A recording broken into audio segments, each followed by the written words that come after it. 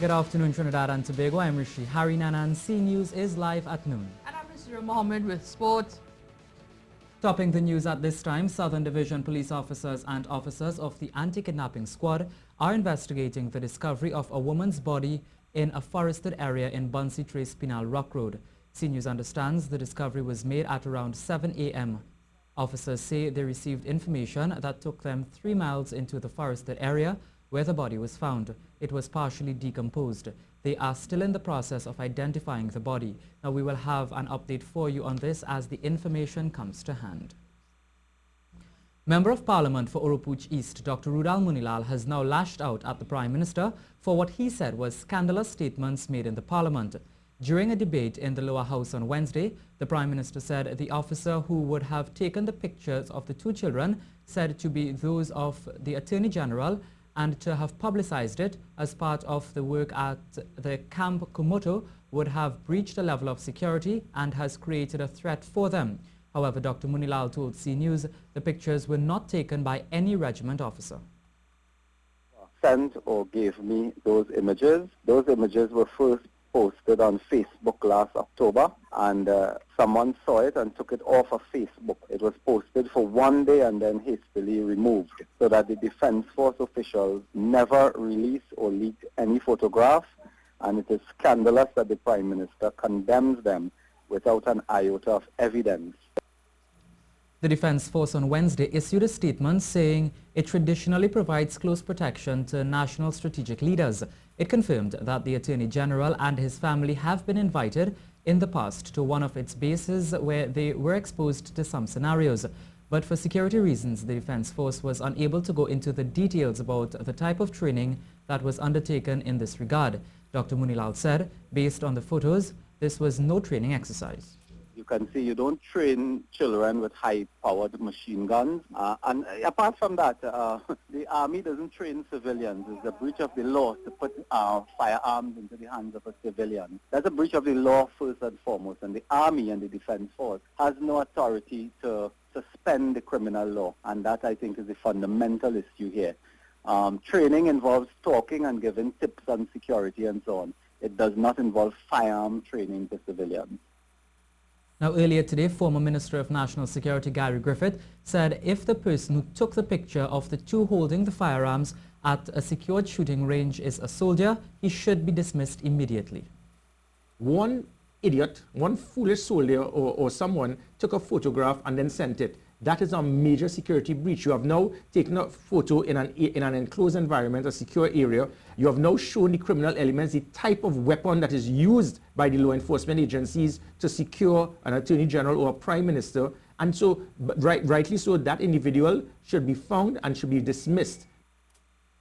He shared the same view of the Prime Minister that such an action was a major breach in security. That training academy in Kumoto Barracks, it is there. It is supposed to be an environment where few persons will know what is going on inside there. It is not that you're doing anything to break the law, but that environment of training is to ensure that the criminal elements are not aware of what you are doing.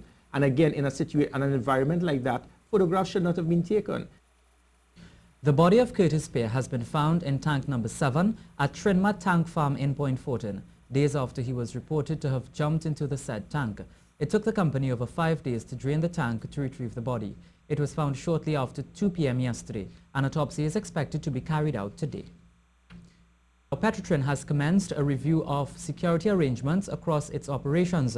This follows an incident over the weekend at the company's tank farm in Point Fortin, where its operations were compromised as a result of a suicide. Some of the security measures currently in place at the tank farm include a 12-foot security fence with razor wire at the top for added security, signage indicating that the facility is for authorized personnel only, a solid brick wall at the northern side of the public cemetery, in addition to the tank farm's wire wall panels, plus routine surveillance and patrol by security officers. A review of these security measures are underway. You're watching the C News Live report at noon. Remember, you can keep up to date with all the latest news on our website at ctvtt.com, or you can check out our Facebook and Twitter pages at C News Live. And now we have Ian Wallace to tell us what's happening with Hurricane Nicole. Ian, Bermuda is expected to be hit sometime soon. Well, in fact, Bermuda just got hit just about an hour ago at 11 a.m. The large core of the center of Nicole just passed and hit the southern tip of Bermuda, and basically they are now undergoing those hurricane force conditions. You can just see here the eye of Bermuda, eye of Nicole just passing towards the east of the island, which is a good thing because more dangerous winds are actually in that north and eastern quadrant of Nicole. So basically Bermuda is still getting obviously the brunt of it, but not as heavy and as strong as it could have been as if this eye had passed just towards the west. So right now then Nicole's eye is pushing out towards the Atlantic, moving in a northeasterly direction at around 16 kilometers per hour. But obviously earlier today at landfall, Pearl Island Station recorded sustained winds of 141 kilometers per hour with gusts up to 191 kilometers per hour. There's also been heavy rainfall there, 200 millimeters of rainfall expected from this system, and the 3-meter storm surge, which is above the high tide, will also be causing some beach erosion and coastal flooding. But the good news is that parts of Bermuda are surrounded by a reef, so therefore that could offer some protection. Now, most of the hurricane force winds should be leaving the island as we get towards later on today into tonight. Meanwhile, the rainfall should last at least until early this evening and then eventually push to clear, and they will likely see obviously a bit more in terms of recovery by Friday. And on this track, basically, it should be out coming down from a category 3 to possibly category 2 as you get towards the latter half of Friday. So therefore, for the most part, we should be seeing Bermuda out and clear as you get towards late tomorrow, Rishi. Well, thank you very much, Ian. And Ian will be back with us a little bit later to give us an idea of the local weather forecast.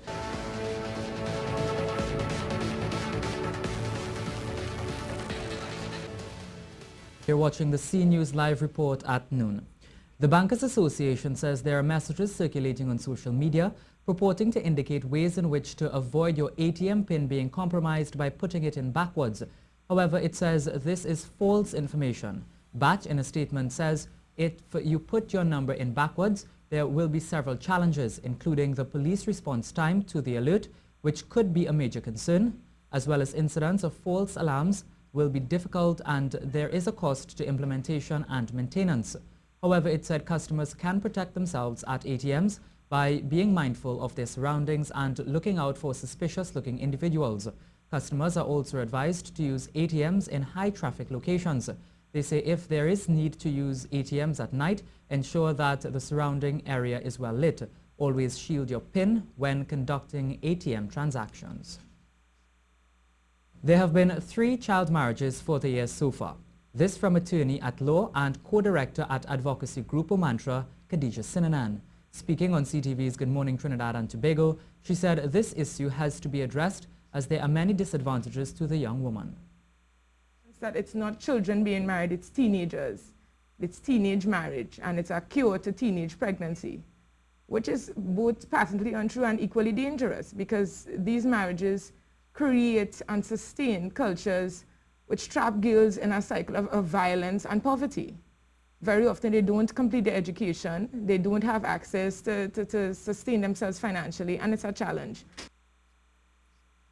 Ms. Sinanan told us an official from the Office of the Attorney General said a new Marriage Act has been drafted and is awaiting cabinet approval. She is hoping this is done soon. And traumatic violation, and some even call it state-sanctioned abuse. It's a legalized abuse of minors, and we need to address it. And we have this opportunity this year. The AG has been very, very encouraging and given us the assurance that the law will be passed by the end of October. So the clock is ticking. And a representative from the Attorney General's office was present at the panel, and she indicated that a bill has been drafted and it requires cabinet approval. The Ramleela Committee of Pierre Road Shogunas, with the assistance of the Shogunas Mayor and Local Government Councillor Gopal Budan, have taken matters into their own hands as it relates to providing lights at their Ramleela show to continue. On Tuesday, TNTech said it would leave the lights on for a bit longer to accommodate the proceedings. However, in a statement, Councillor Faik Mohammed said extending the illumination period from 10:17 p.m. to 10:30 p.m. is inadequate. He said on Wednesday he, along with the mayor, made arrangements with Richie Sukai of Sukai's Diesel Service to have 2 mobile light towers placed on the recreation ground to aid with the remainder of the Ramleela celebrations. The water taxi service is back up and running. On Wednesday, there was some problems and an augmented service from the PTSC was organized to move commuters to and from South Trinidad. Communications Officer at the Ministry of Works and Transport, John Victor, tells us more. Well, we had an interruption in the service yesterday because of a small mishap with one of the vessels, the Trinidad. Those repairs were done overnight and the vessel was put back in service this morning. So we back up to full service and the water taxi service between north and south has been restored. The 2017 budget has been passed in the lower house and is now before the Standing Finance Committee. The committee will convene at 1:30 p.m. today to begin consideration of the 40 heads of expenditure comprising the budget. The committee will have 5 days to complete its examinations of the heads of the expenditure at the rate of 8 heads per day. Minister of Planning Camille Robinson-Regis yesterday presented 7 cane farmers with checks amounting to approximately $412,000. This, she said, is in keeping with government's promise to pay former Caroni cane farmers as part of the final settlement of the 2007 transnational payment out of the sugar industry. To date, over $900,000 has been distributed to Caroni farmers as part of the agreement for tranches 2 and 3. There are approximately 90 more checks being processed for distribution at this time, with more acceptance of the government's offer being facilitated daily by the Ministry of Planning and Development.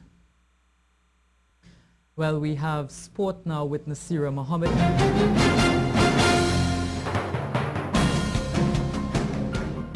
Now time for sports. We start with news of the West Indies A team in Sri Lanka. They made 509 for 9 declared in their first innings with 161 from Guyanese Vishal Singh. The Sri Lankans in their reply could only muster 245 all out, with Rakeem Cornwall taking 6 for 81. And not taking any chances, the West Indies went back into bat before declaring on 216 for 3, a lead of 481. The Sri Lankans went back in for their second innings and are currently 36 for 2, still 445 runs from victory with 8 wickets remaining. And over now to the United Arab Emirates, where the senior men's team are in action in their first day-night test match with the pink ball versus Pakistan. The Pakistanis won the toss and elected to bat first, and the score is currently 172 for none after 55 overs. And on to football action now. In an immediate reaction, Coach Stephen Hart again reiterated his displeasure with the play of some of his seniors, but wasn't prepared to blame the loss on the absence of Kevin Molino and the injured Kelvin Jones. He said Martini came with a plan which worked well for them, as some of his key players failed to show up at key moments. We have always struggled against teams that sit down and play with a lot of discipline, and Martinique did that. They were better than us in the air. They won almost every ball in the air. And when they got the ball, they took the game right down to a very slow level and just played for the mistake, and we made the mistake. We made the mistake at a crucial time in the game, and we paid for it. Frustrated with the outcome, Hart again reiterated his desire to shake things up in the squad in time for the final leg of World Cup qualifying beginning in November. To look at things, clearly some changes need to be made to shake up the team. The competitive element for places needs to be stepped up. But for me, the one positive thing is that we are in the hex. We start next month and we have our first game at home, and we have to be prepared for that. Narsingh Dev Narayan is gone, but Trinidad and Tobago's cricket selectors have picked up 2 other foreigners to be a part of the plans for the upcoming WICB Professional League. Jamaican pacer Sheldon Cottrell and Bajan all-rounder Rashawn Primus are the new boys on the block, aiming for excellence. Day 2 of the second Red Force trial match saw Sheldon Cottrell, the saluting soldier, get his first taste of action, having joined up with his new team on Sunday. And while the Jamaican Defence Force member was not quite steaming in, he laid out his intentions on just how he'll contribute to TNT's mission to once again be a force in the 4-day and 1-day versions. Any responsibilities that is shown my way, that the coaches give to me. I guess I will bring more of an aggression type of bowler, which I am over the years. A wicket taker also, so probably just that. Also here to bolster the Red Force unit is a promising young all-rounder, Rashawn Primus. Built like a heavyweight boxer, he too has big ambitions. Yeah, thinking about scoring 500 plus runs and say 30 plus wickets, and maybe could set my goals higher from there as the season go along. At just 21 years old, Primus is already earmarked as the next great West Indian all-rounder. I don't take it as pressure. I try to just think about my game on a daily basis and don't take it as pressure, because as you take it as pressure, you tend to fall down. As for Cottrell, so can we look forward to seeing the salute many times this season as well? As I said, wait and see. Just come and watch the game and you'll see. TNT's Paralympic gold medalist Akeem Stewart was celebrated by the Sangre Grande Regional Corporation with a motorcade throughout the district. Chairman of the corporation, Terry Rondon, extended greetings on behalf of the corporation's inhabitants, while Stewart himself was overwhelmed by the outpouring of love and the welcome he received. It's a great pleasure for me coming here to be honored by Mr. Rondon. Because I'm from Tobago and nothing has been done for me so far, so I greatly appreciate this. Akeem, I'm very proud of you. We are the Sangre Grande Regional Corporation. You know, we just finished honoring Kishan World Cup. And you are no different, you know, brother. You are no different. I am telling you, we are proud of you. Today, celebration is for you. Yeah, thank you very much. I appreciate development. Yeah, Tobago is our sister, you know. Yeah. And you are my nephew. Yeah. So you are here with us, and congratulations, brother. Thank you very much. Yeah. A motion of no confidence in club president Derek Murray is set to be tabled at the special general meeting of the Queen's Park Cricket Club on October 25th.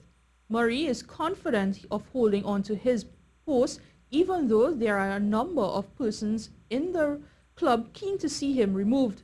The club made headlines in August for the washed-out test between West Indies and India, and the fallout from that debacle is at the top of the list, which the club is being asked Murray to answer for.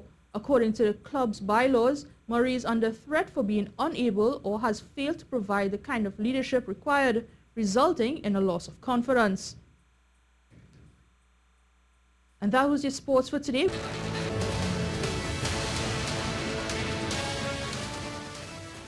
Now Ian Wallace is here again to tell us what we can expect in weather here at home.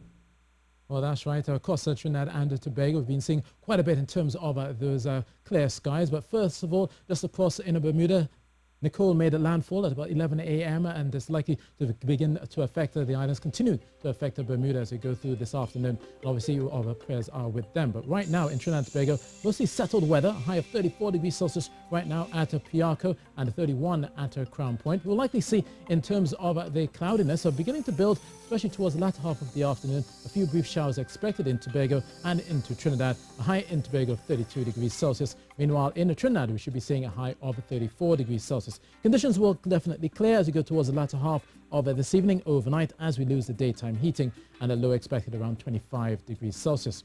Now for mariners and boaters heading out, you can expect easterly winds of 15 knots, possibly getting up to 20 knots at times later on tonight, with wind waves of 1.5 to 2 meters through the Caribbean and the Atlantic, and east-northeasterly swells of 8 seconds. And you've got your low tide at 8 p.m. And before that, if you're heading out, you've got your high tide at 1:30 p.m. So that's your latest weather, and now it's back to you, Rishi. Thank you very much, Ian. Now here's a look at what's happening in the region.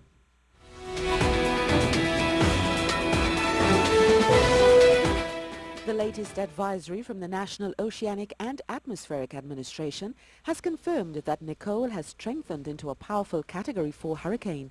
Hurricane Nicole is expected to batter the coast of Bermuda with an 8-foot storm surge with dangerous rip currents and tornadoes.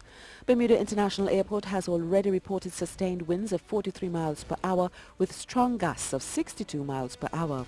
The NOAA is warning that Nicole will be a Category 3 hurricane when she hits the island. They urge that preparations to protect life and property should be rushed to completion. The death toll continues to rise in Haiti following Hurricane Matthew, which devastated the country last week. Mayors and representatives of the central government in the affected areas have revealed over the past few days figures that amount to 1,332 people have been killed. In addition, the cholera epidemic has a new outbreak, killing at least 160 people and sickening nearly 300 since the passage of Matthew. The St. Lucia government plans to give serious consideration to applying tougher requirements for work permit applications. They are concerned that many foreign nationals who continue to apply for unskilled and sometimes semi-skilled jobs that could be performed by locals. Labour Minister Stephenson King said in many instances, locals are being denied the opportunity to gain meaningful employment. King said that in some instances, St. Lucians are applying for work permits for Jamaicans and Guyanese to work for them as domestic workers. He asked the question whether persons in St. Lucia could not be found to do these jobs. Some citizens are urging that the government impose higher fees for work permits being granted to foreign unskilled workers. A veteran educator in St. Kitts and Nevis is assessing the region-wide challenge of struggling performance in math at the CSEC level. He says that there are some subjects, STEM subjects such as math, that are not being addressed adequately. Mr. Knight says that the set of skills are not being inculcated into students as they should be. The former teacher and principal says there needs to be a different approach to how math is taught in the Caribbean. And that's your Caribbean news for today.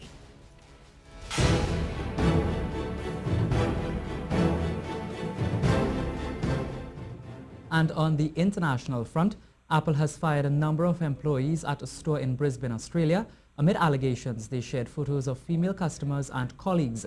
Brisbane's Courier Mail said dozens of photos were taken without knowledge or consent and that other images were stolen from customer phones. Apple confirmed an inquiry and said several jobs had been terminated. Here now is a roundup of some of the other international stories making news today. The King of Thailand, who was the world's longest reigning monarch, has died at the age of 88. He'd been ill for a number of years, but his condition deteriorated over recent days.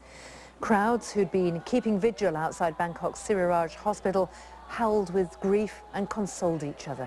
There will now be a year of official mourning in his homeland, where he was widely revered. The American singer-songwriter Bob Dylan has won this year's Nobel Prize for Literature. The Swedish Academy said Dylan, who's 75, had created new poetic expressions within the great American song tradition. And the Nigerian authorities say 21 of the Chibok schoolgirls kidnapped more than 2 years ago by Boko Haram militants have been freed. There's no independent confirmation of this. Well, that brings us to the end of the C News Report at noon. I'm Rishi Harinanan. And I'm Nasira Mohammed. Thank you for joining us. C News, powered by our team of journalists and producers across the Republic and the region, on television, radio, and online. C News, your country, our job.